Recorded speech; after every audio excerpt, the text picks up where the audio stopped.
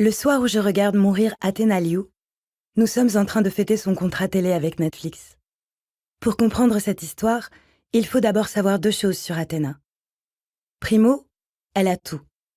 Un contrat d'édition pour plusieurs livres avec un grand éditeur dès sa sortie de l'université, un master du seul atelier d'écriture dont tout le monde a entendu parler, un curriculum semé de prestigieuses résidences d'artistes et une liste de nominations à des prix plus longue que ma liste de courses. À 27 ans, elle a publié 3 romans, et chacun a remporté un plus grand succès que le précédent. Pour Athena, le contrat avec Netflix n'est pas un événement qui changera sa vie, seulement une nouvelle corde à son arc, un avantage de la route vers la gloire littéraire qu'elle dévale depuis la fin de ses études. Secondo, peut-être en conséquence du primo, elle n'a presque aucun ami. Les auteurs de notre âge, jeunes, ambitieux et prometteurs, quasi trentenaires, se déplacent souvent en meute. Vous trouverez à profusion sur les réseaux sociaux la preuve qu'existent des cliques, des écrivains qui s'extasient sur des extraits de leurs manuscrits inédits respectifs. Ce roman en chantier me met la tête à l'envers. Qui pousse de petits cris aigus devant les futures couvertures tout juste dévoilées. C'est beau à mourir. Et publie des selfies de groupe lors de rencontres littéraires à travers le globe. Or, les photos d'Athena sur Instagram ne montrent personne d'autre. Elle tweet régulièrement des infos sur sa carrière ou des blagues tordues pour ses 70 000 abonnés. Mais elle tague rarement d'autres gens. Elle ne mentionne pas de noms connus, ne rédige pas de recommandations pour les livres des collègues avec lesquels elle s'abstient de traîner en public, à la manière ostentatoire et désespérée des jeunes auteurs. Depuis tout le temps que je la connais, jamais je ne l'ai entendue mentionner un seul ami proche en dehors de moi. Naguère, je la croyais simplement hautaine.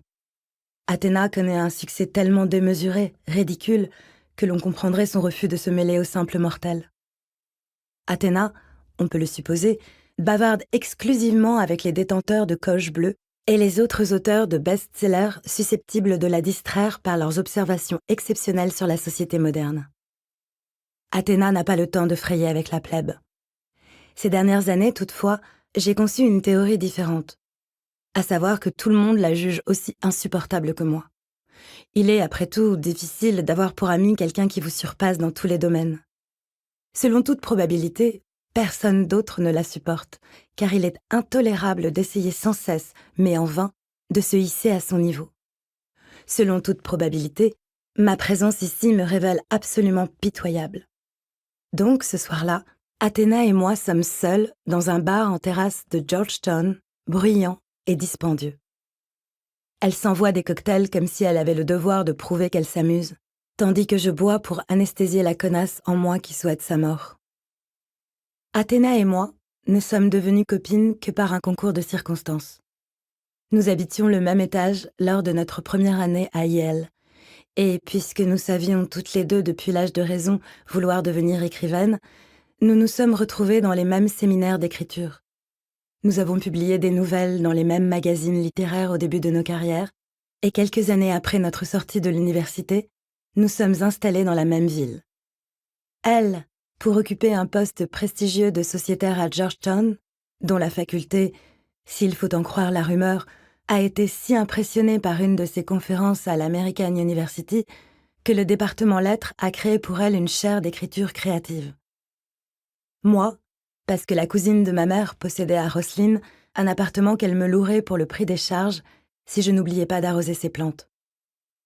Nous n'avions pas décelé l'une en l'autre un esprit cousin, pas plus que nous n'avions connu ensemble un profond traumatisme qui nous aurait liés.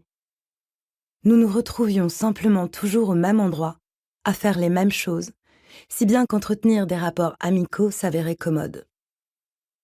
Mais, alors que nous avons démarré au même point, le cours d'introduction à la nouvelle de la professeure Natalia Gaines, nos carrières ont pris des tours radicalement différents après notre sortie de l'université.